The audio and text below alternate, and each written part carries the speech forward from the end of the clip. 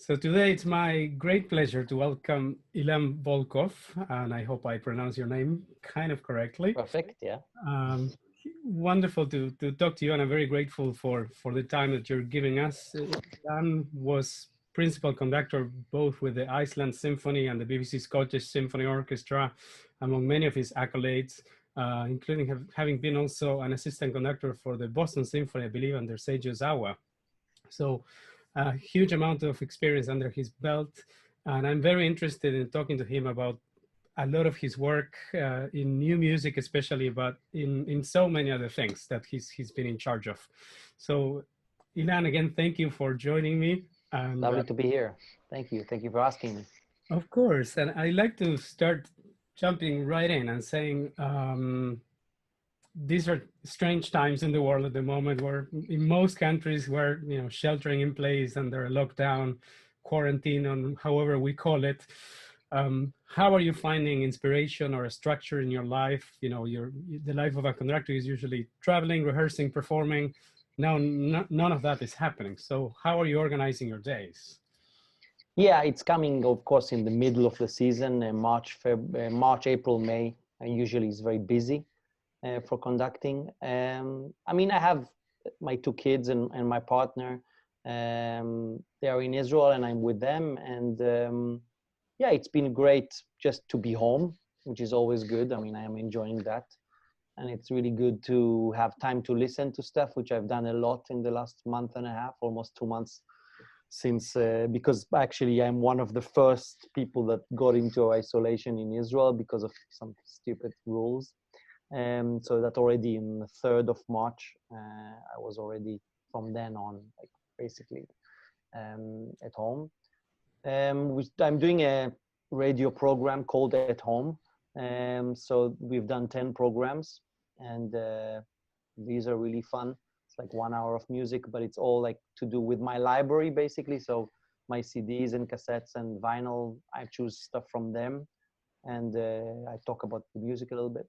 So that's kind of nice, because it gives me a focus twice a week to do this program. And we'll probably just continue doing that also when I start working again. We'll just do a bit less programs, but still do these programs, which is really nice. So I'm learning a lot about actually doing radio and kind of putting things together in the context. I'm used to putting together things in a concert, deciding what goes together in a concert or what goes together in a festival. So doing radio is quite similar, but very different at the same time. And I'm planning, of course, ahead, possibly for next year, whatever remains of next season. We don't really know. So there's a lot to work. Yeah, I mean, there's a lot of work. We also have Tectonics Festival next weekend, 3rd and 4th of March. And this will be basically an online festival of past, I mean, we're just choosing stuff from the last 8 years, from the last 7 years. So that's quite nice to do as well, with some chats and some more things that people haven't seen or heard. So it's nice. And then there's some more projects like that as well. Wonderful. And I was going to ask you precisely about the Tectonics Festival, which I believe is something you founded when you were principal conductor of the Iceland Symphony. And somehow it's a crossover festival where different genres get intertwined. I believe classical with everything that could possibly. So how did you come up with this project, and how does it work? I mean, it's not with everything. I kind of decided that I want to concentrate on new music, what we call classical new music, but instead of calling it classical new music, it could be also improvised music, electronic music, sound art, noise, and all lots of genres in that area, which in my mind, and also to many other people's taste, they are really close. So pieces that are really composed and pieces that are really improvised, for example, are presented in the same way on the same stage, with equal amount of time, more or less. So we started doing that in Iceland 2012, and it came out of a big project that I've done in Israel since 2007, more or less even a bit before, with kind of me organizing projects. So I kind of at some point 13 years ago decided, okay, I want to run festivals and organize concerts. So where I didn't necessarily participate as a musician or as a conductor, and learning from these. And then also we started a venue, me and a few other friends in Israel. And my role in the venue in the first few years was actually bringing stuff from abroad to Israel. So I actually produced that, very low budget, very low key, but still a lot of work. And after a few years of doing that, I decided, okay, let's take my conducting career and interest in new music and also conducting in general and orchestras, and this interest in organizing festivals and events, and put the two together. So that's how Tectonics came to be. And the idea with Tectonics at the very beginning is basically these clashes. In Iceland, there is a location not far from Reykjavík where you can see the two tectonic plates, the European and American ones, clashing, you know, and they're actually moving a little bit every year, a few millimeters. And this clash and movement was what interested me, actually presenting side by side composed and improvised music, acoustic and electronic music, sound art and performative stuff, etc., etc. All these different contrasts that are contained in one festival. And yeah, this is basically this event. It's fascinating and unusual in many ways. So related to this, I'd like to ask you, because you're somewhat unusual, and I say this in the most wonderful way, as a conductor, as a principal conductor, artistic head of major symphony orchestras around the world, who has taken such an interest for new music, for composers. I was looking at your discography, and you have dozens of CDs that you've recorded. Excuse me. And as much as I see Britten and Stravinsky and Debussy, Mendelssohn, I see so much work done in close collaboration with living composers, whether it be Jonathan Harvey or Stuart McRae, or so many world premieres that you've done, not just on the concert hall, but recording itself. How do you see your role as an artistic head of these major organizations, or as a guest conductor? How do you see your relationship to new music and what you do? Yeah, I mean, the answer to this changes. I don't think it's a constant thought, but I do. For me, working with composers, the way you described it, like for example, Jonathan Harvey, we've done many pieces over a long time. He wrote 3 pieces for us in Glasgow. He was a resident composer with us, and we performed another 7 or 8 other pieces and recorded other pieces too. And, you know, over time, over a period of 4, 5, 6 years, it meant that I got to know him as a person. He got to know me. He got to know the orchestra, even the audience. And there is a development there. Actually, I was inspired by this partly from my experience in Boston, where you could see Ozawa during his 25 or over 25 years with the Boston Symphony, selecting a small amount of composers, but the ones that he did, he was constantly working with over decades. So if you talk about Lutoslavsky, Dutilleux, Takemitsu, etc. So he didn't pick many, but the ones he did, they were constantly following, like they had a constant relationship, new commissions, different performances of more pieces. So this inspired this idea, I think, to some degree. And I mean, to me, working with composers is crucial. I love, of course, doing Mozart or Beethoven, or, you know, we have such a huge repertoire as conductors to deal with, but not doing new music is not an option for me. My taste is quite varied, so it's actually easy for me because I'm not so judgmental on things, and I'm very interested to learn.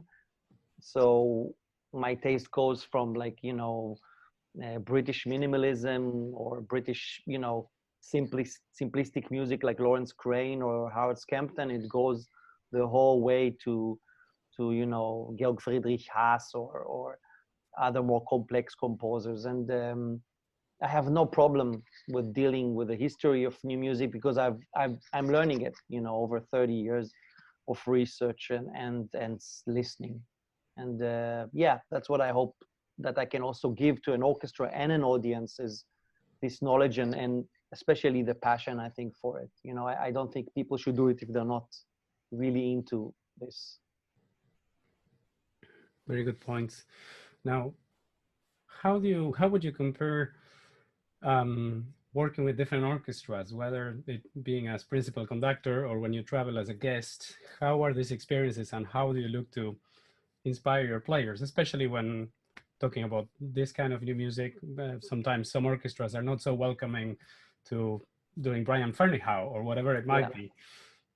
So how do you inspire sometimes, players? first of all, sometimes it doesn't work.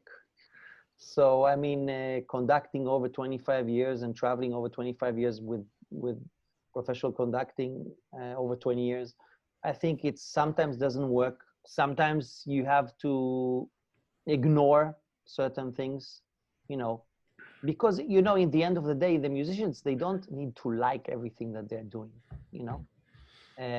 It's even if they don't understand something, what I try to impart in rehearsals is actually, let's wait and see, you know, even with Beethoven, even with, I want to leave a lot of freedom for the show.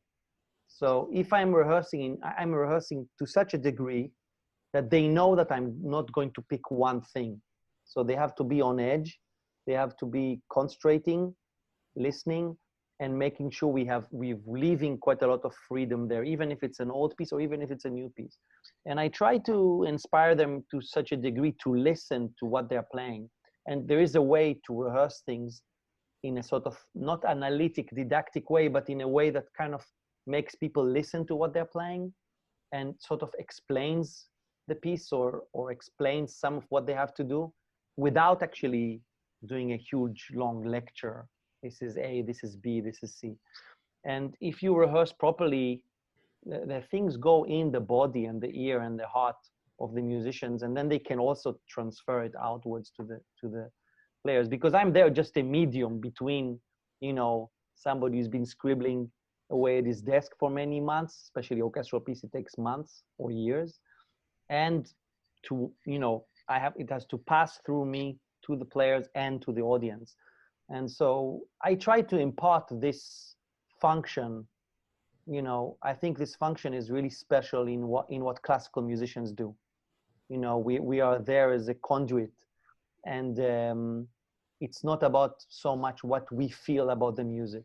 So my view on this is quite different from quite a lot of other people, I would say.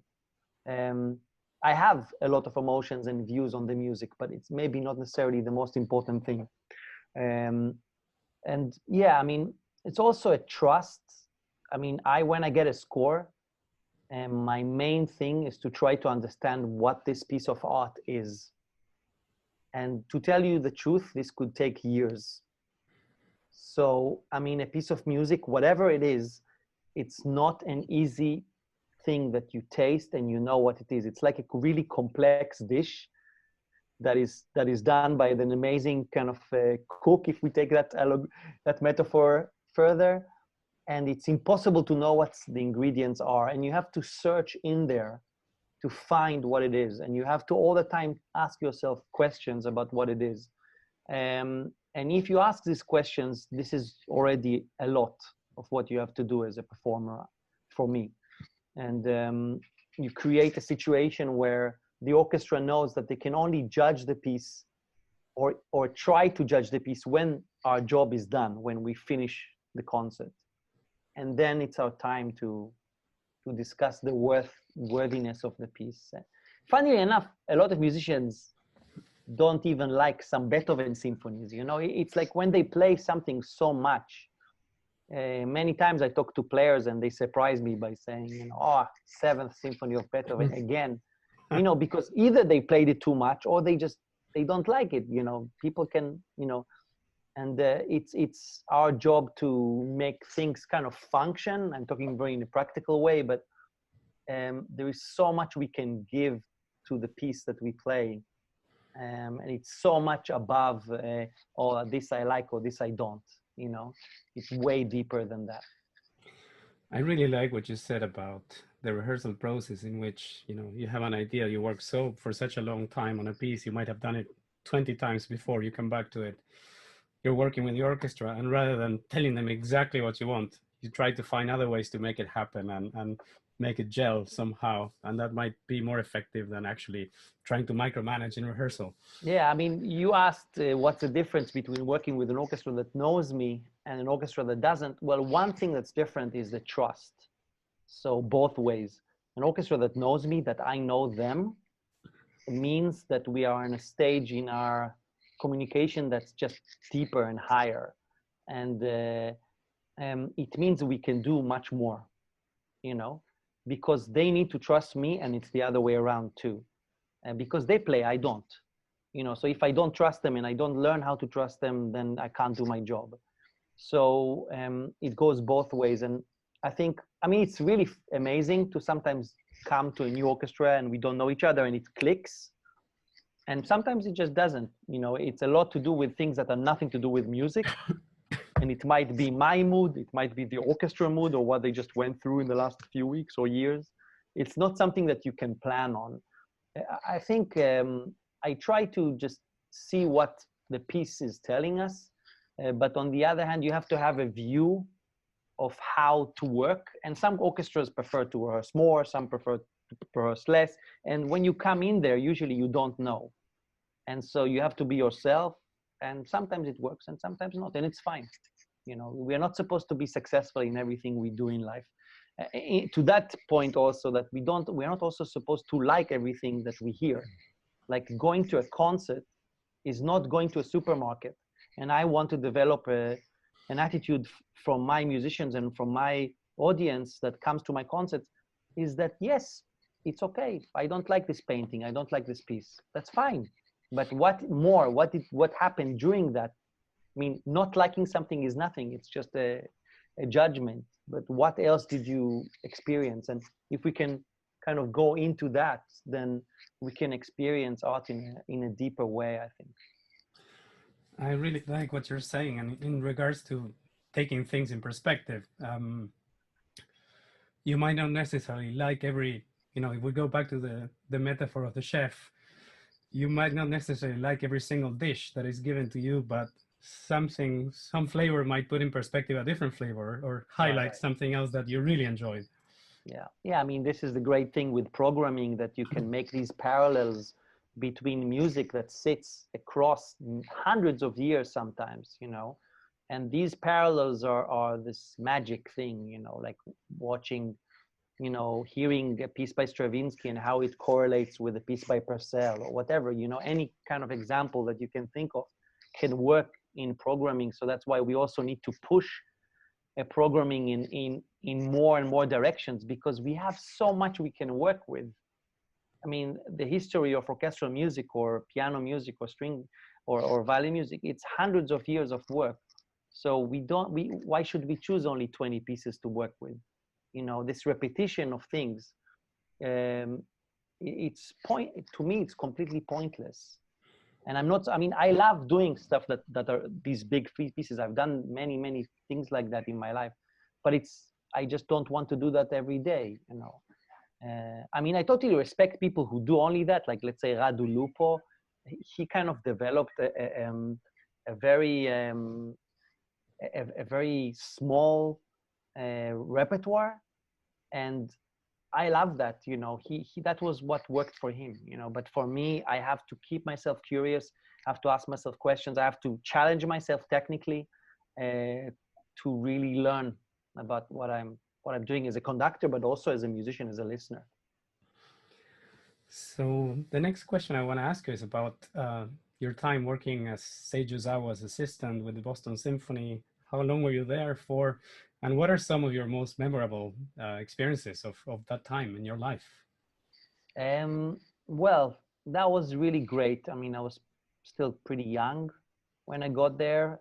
Boston Symphony is kind of just a huge organization. So one of the things that I really learned is what is a really big symphony orchestra, where there's like hundreds of people that are staff.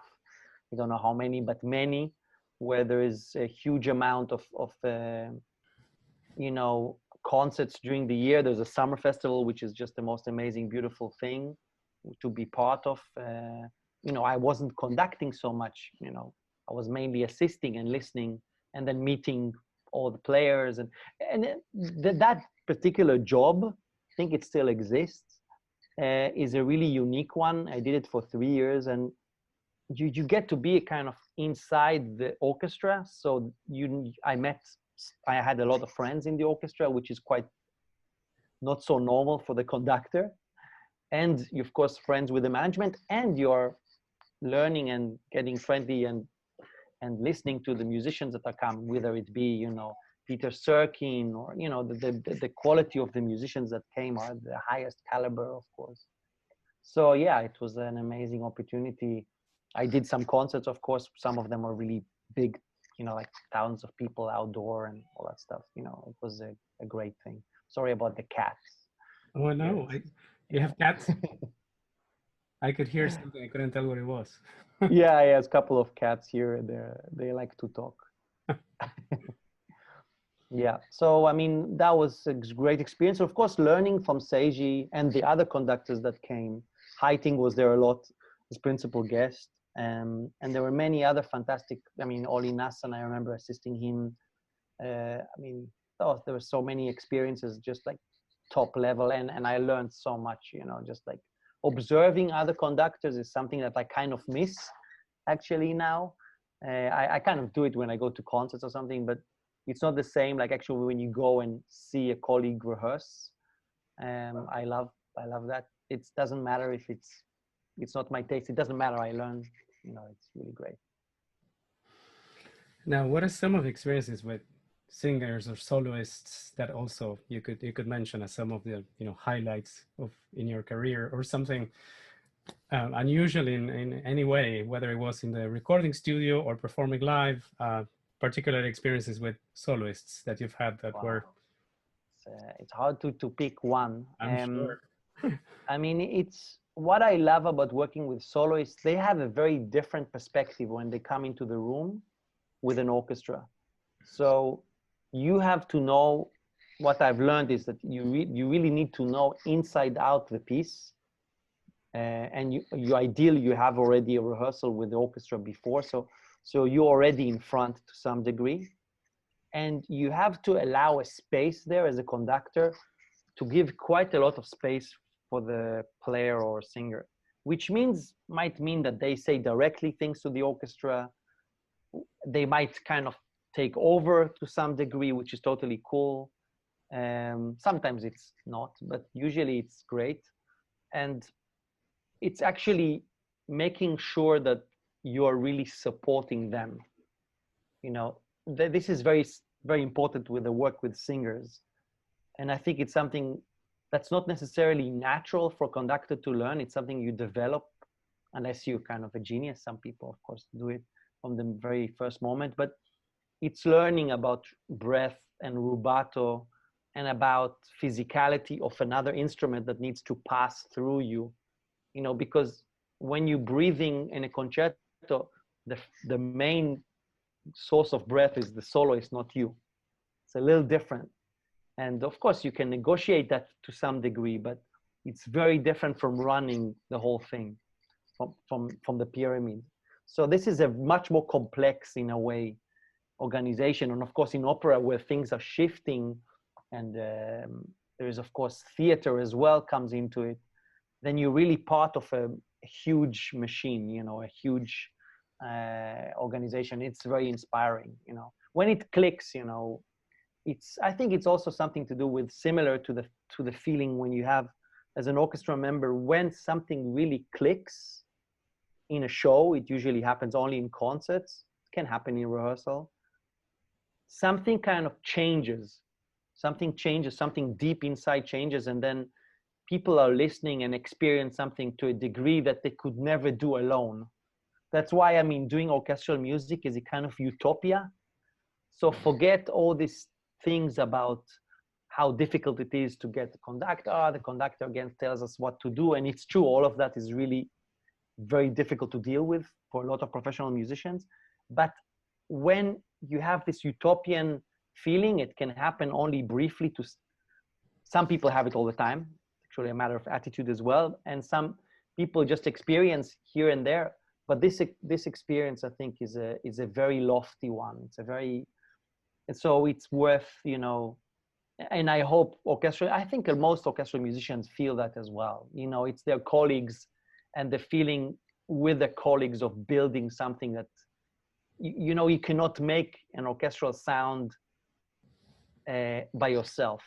You know, it's a community of people, and for me, that's kind of just like a kind of dream when it happens. It's really an amazing feeling. So we are all trying to get to this point. You know, it's worth it. You know, to get to these moments of unity between the people and creating this this amazing sound. I love your openness when you mention, you know, that it's totally cool to, you know, somehow be sidelined by the soloist talking to the orchestra directly. It reminded me of this anecdote. I think it was Kleiber recording a Beethoven concerto with Arturo Benedetti Michelangeli. I just read about this, where, you know, overnight Kleiber redid all the bowings and came back to the studio, and the next morning Michelangelo goes and plays, and immediately he stops and starts talking to the strings and changing things, and this recording never came out in the end. They had such a struggle between the two of them that they just couldn't reconcile their differences. Yeah, I mean, it can happen. Of course, the famous story with Bernstein and Glenn Gould, where Bernstein really approached the audience and said, you know, I don't agree with the stamp or all that. But it's a good story, and we need these kind of stories to remember. But it's much more interesting when you see how a conductor, and those are not spoken of, how a conductor can actually shift and can really adjust the dynamics and the whole way the orchestra is playing to help them support the singer. Because many times, or the player, because many times when they play, they don't hear it. So they need this medium, they need this other person there to kind of get this organized, you know, and to fashion a great performance. So there is, yeah, I mean, this can happen. I mean, the exceptions are these things that we mentioned now, this Kleiber story or the Glenn Gould story, but actually most time it works, I think.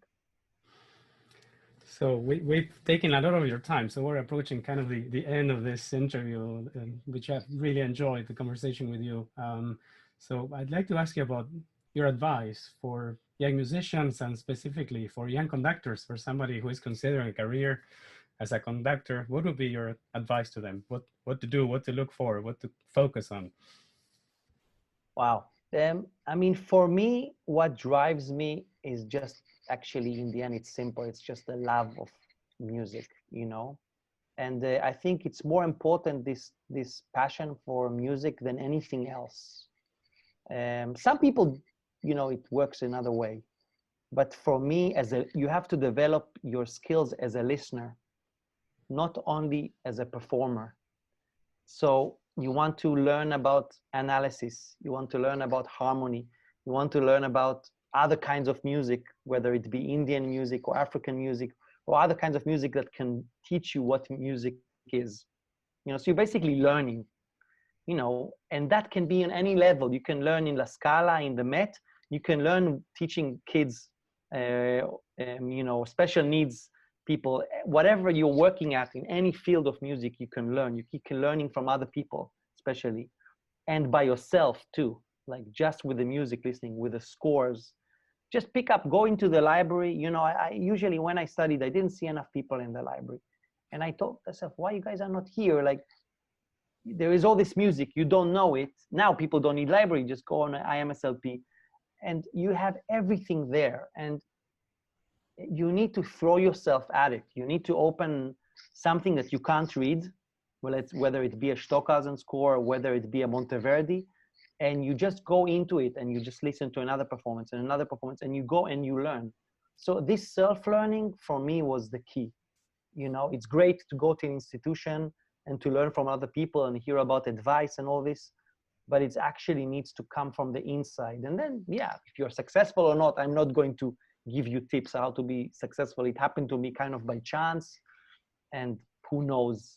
But I think it's not so much to do with the success, you know, commercially of something. It's more like, if you're going to be a successful musician, if you're really into it, you might be, you know, if you're really kind of pulling all yourself into it, and listen to advice. I think this is also something which is difficult at the beginning, not only by of co-professors, but also your colleagues. Listen to advice, you might miss something, not only with music, but also with communicate, because one of the problems we don't get this taught enough is how we communicate with other people, with the audience and with the other musicians, and with people who are just nothing to do with this, like communicating in general.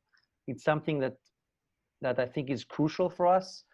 And this you can only do by just learning from your friends, you know, and letting them tell you, you know, when you're wrong or when you behave like an idiot, that you let them stop you, you know, you listen. Because especially with music, it's so over. With art, you just like completely inside it in some age, you know. I remember, you know, between ages 15, 25, there was so much inside this that I also did a lot of mistakes, you know.